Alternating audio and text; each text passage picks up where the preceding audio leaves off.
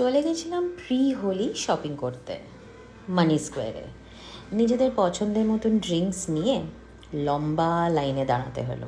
এই যে আমার বর দাঁড়িয়ে আছে। তারপরে চলে গেলাম ফুড শপিংয়ে। হোলিটা না আগের থেকে অনেকটা ডিফারেন্ট হয়ে গেছে।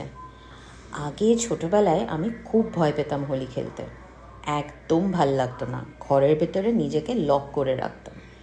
কিন্তু যত বড় হয়েছি, বন্ধুদের সাথে মিশেছি, হোলির প্রতি একটা আলাদাই ইমোশন তৈরি হয়েছে।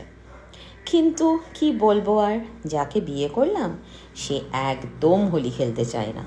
তাই উই প্ল্যান্ড সামথিং ইনডোরস। তাই সেলিব্রেশনের জন্য অনেক স্টার্টার্স শপিং করে ফেলেছি, দেখতেই পাচ্ছেন।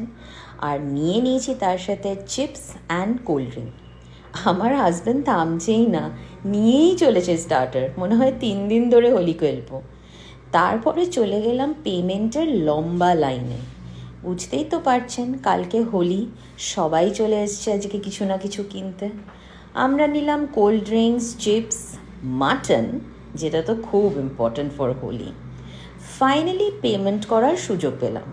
পেমেন্ট করে বাড়ি ফিরে Holi bash. This is our pre Holi scene. Happy Holi.